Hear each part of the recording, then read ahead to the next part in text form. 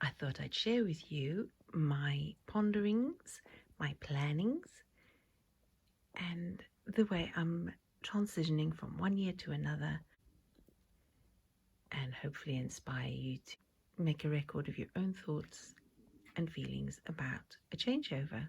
When I'm doing my annual review, it all comes out. You know how much I absolutely love paper and writing and putting things in order. Much was done. So it was very easy doing the annual review this year, actually, because I didn't have to do any garden drawings, because that's still pretty much the same. But I did. This is my garden diary. The drawings are still the same, but the projects list is also still the same. However, I've put them in order of season, of when they should be done, all the projects, and hopefully at a time we'd be able to achieve them. So there we are. Okay, so this is what I've done for this year for the garden. It's a much smaller entry than for the rest because it's still the same things, just fitting in more of the seasonal changes and the most important bit, point for point, back garden, front garden, and that is it. And I've got points to work through because I eventually put it on my rough notes of what I'm doing when in the year, and then it'll be added to the Kanban board as we go. So I shall do tidy ones of these with the seasonal changes for the garden, the home, and as for Blue Garden Cottage, books and crafts. Yep, books, finally. So yeah, this is kind of the schedule I'm using for the YouTube videos, but will also be the scheduling for the projects for all parts of Blue Garden Cottage through the year. And that's what I've just been filling in after I've done all of these for my personal goals and for the home, for the garden, for the books, the YouTube channel, social media, and the crafts. So they're all kept separate and in order so that I can go through each one as a subject and keep it in order. So that is what I usually do. And then I put it all in a rough chart on here. I will make it very tidy. This is kind of a year forecast of projects, whether it be for any of because I've laid it out in the 4 to 5 weeks per month, the YouTube, the garden, home, crafts, and writing, and anything else. So because I've laid it out like at month by month, I can now make a nice tidy one that I can hang on the wall next to the Kanban board, and then each project I will take for each week and lay it out in detail on the Kanban board, and that will help me achieve it. If I do all of this now, then it's just a 5-minute job every week to put the Kanban board in order, ready for the next week, and help me actually achieve my goals. But they're not just goals because they follow me through one year to the next. I don't do New Year's resolutions. It's not happening. Nope. So anyway, but yes, there is progress finally. Having had my passport, I can now get on with, and finally it needs a celebration. And that is why the lovely cup of tea. We'll have a natter about that.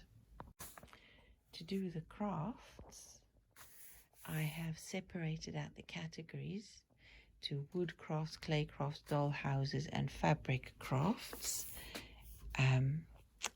And then my idea of what I'm going to be doing with that and when and how. We're moving forward with the self-employment stuff. Then all my YouTube videos, the categories again and the times, and then the video topic ideas for me to work on through the year. And that's plenty to see me through the year, because there's one video per week. Still going to have the same routine as week 1, week 2, week 3, week 4, and the odd week 5, as far as the garden, home, craft and writing goes, and then whatever else. So yes, and all will be seasonal videos. I will be changing the timing of some of the videos, topics that is, so that they'll be more appropriate for the following month or week leading up to. And then social media already started the streamlining, because the Whittler in the Garden, who is still the Whittler in the Garden, but to streamline everything, because we're not just doing the wooden crafts anymore, it will be Blue Garden Cottage crafts, which I've already done.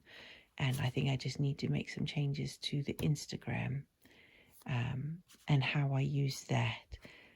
My daughter suggested separating Instagram information as Blue Garden Cottage crafts, and Blue Garden Cottage books, all separate, so that the topics, the type of pages or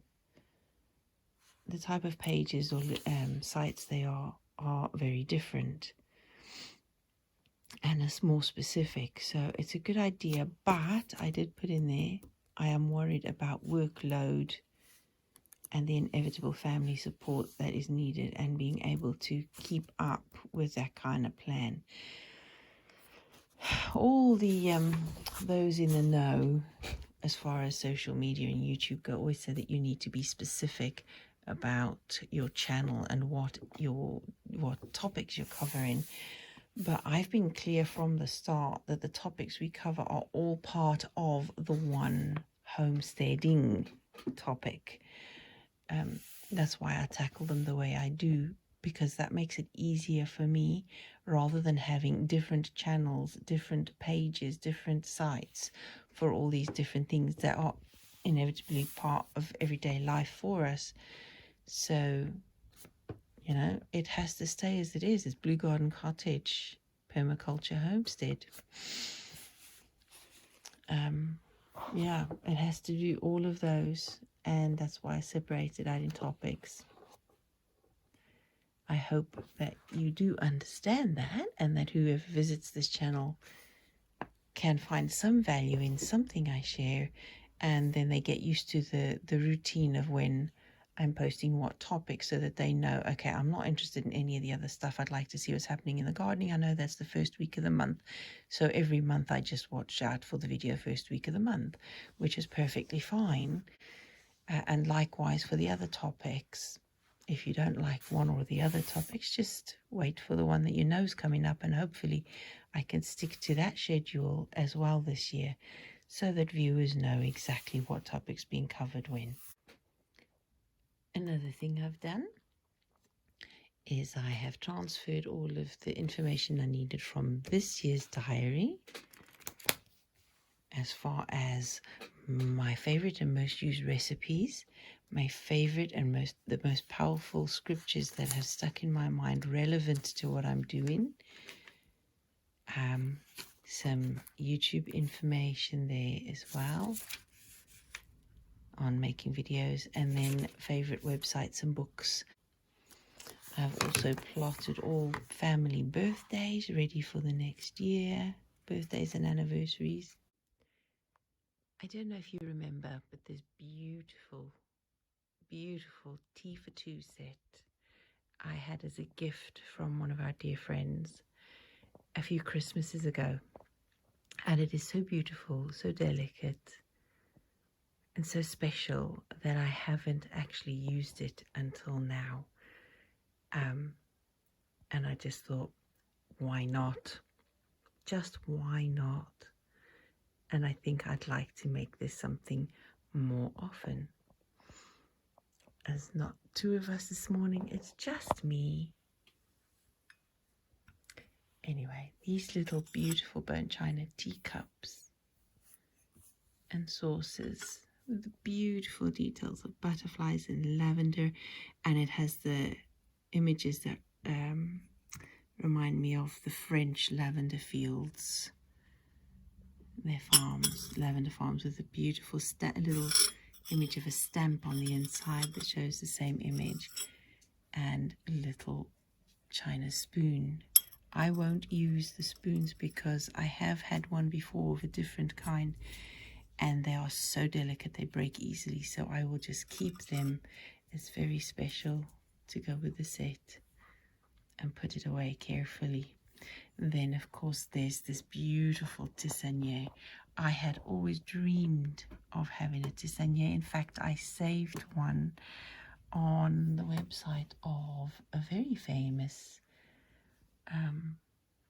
gardener, used to be celebrity gardener. She, oh, what's her name? I can't remember. If I remember, I'll put it in.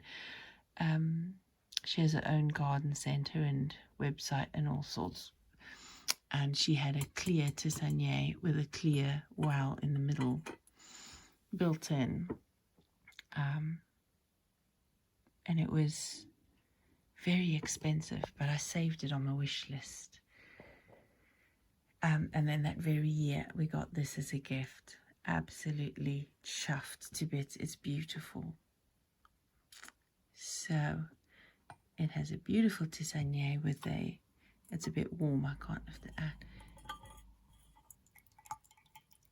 You put your tea leaves in the top with all the hot water, the lid, and then you can put your tea light in the bottom well, and it will help keep it warm as it brews.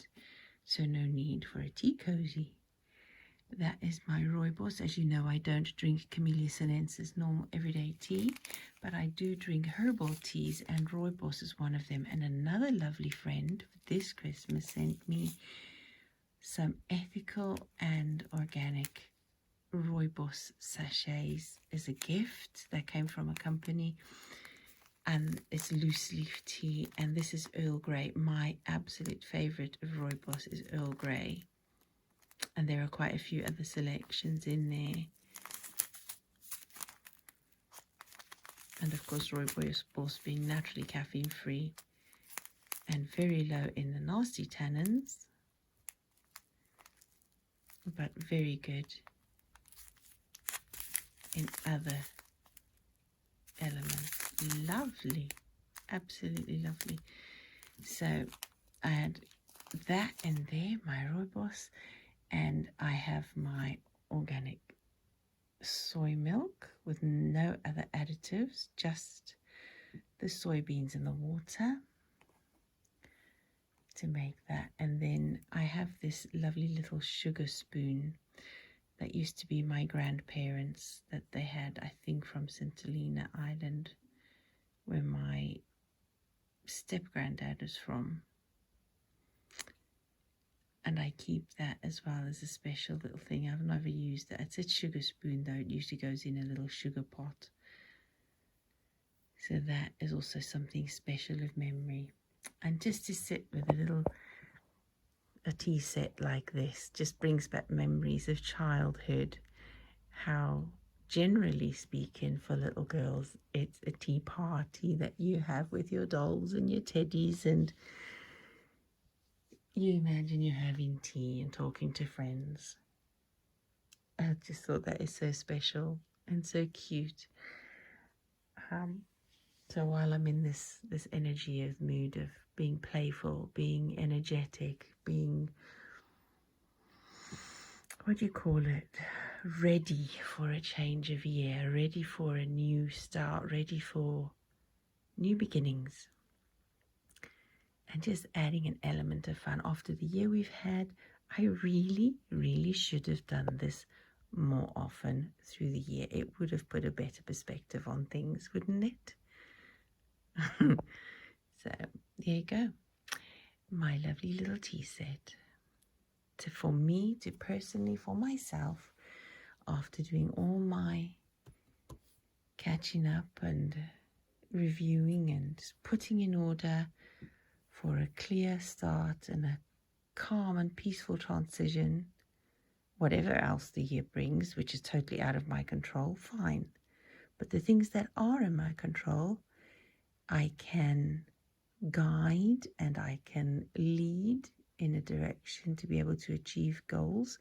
But inevitably, after all is said and done, after all my planning, after all my organizing, I still will keep myself in the mindset that if it doesn't get done, it doesn't, and tough. If it does get done, woohoo, noddy badge for me.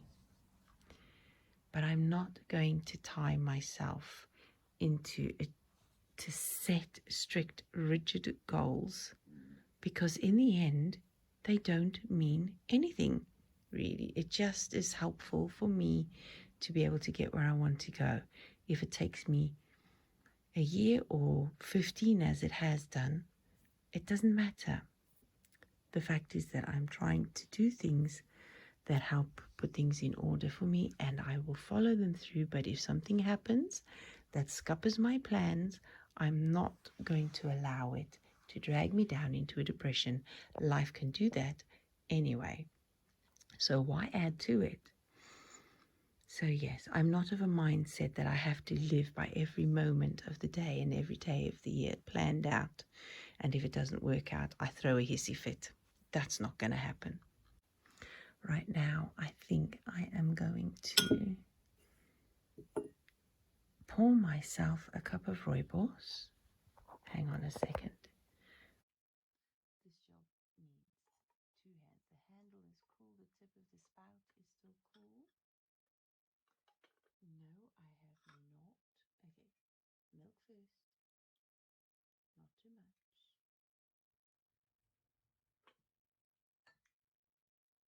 Yes, there are tea leaves. No, it doesn't matter. I have a tea strainer, but it's not pretty. You actually get the flavor. Reminds me of childhood again. Oh, it's a lovely way to start the day. I hope you get to do your own little contemplatory moment, or hours, or days, for the next few days as we go into the new year. I hope that you find peace and comfort in it. I hope that you, whatever way you see in the new year, that it fills you with hope. If it doesn't fill you with hope and energy, and if it fills you with dread, then it's not a good way. Maybe find another way. That's just a suggestion. I had that video, Start As You Mean to Go On. I think I'll put a link to that in the corner. And maybe another to my previous annual review. Because pretty much many things are still the same, but with minor changes to make it more appropriate and hopefully more achievable and flexible and seasonal. Okay, cool. So quite a few changes, but still the same projects. So I hope that whatever you're thinking and doing at this change of a different kind of season, change from one year to another, that you have fun with it. Do something spontaneous. I am not doing New Year's resolutions. I haven't done for years. I don't like them. I don't agree with them. I find them too, too much energy to start with, and then you stave off, and then you forget about it by the second month of the year because you're just unrealistic. But doing an annual review of a continuous set of goals that you'd want to achieve over very many years, or something that you work on daily anyway, whatever year it is, those are things that we probably find more achievable. So I kick out the New Year's resolutions and just use time for contemplation, reflection, and planning. I hope you have a wonderful week, and next week, goodness knows, it's supposed to be a garden video, so I might chat a bit more about my garden plans for the following year. more of the projects. And yeah, can't do much in January, not in the UK, unless you have a polytunnel or greenhouse or conservatory, none of which I have. So I am much more limited at what I could do in the garden. For the things that I've done and the way I feel about it, I am thinking about you and how you face the new year, how you transition from one year to another, how you view it. Is it important to you? Is it not important to you? Do you use it as an opportunity, or do you just go with the flow? How do you ring in the new year? With a big party, with calm transition, with family or alone, or what is your favorite way to transition from one stage to another? Do let me know in the comments section below. So until next week, take care, have fun. Happy New Year to you all. And I'll see you then. Take care. Bye-bye.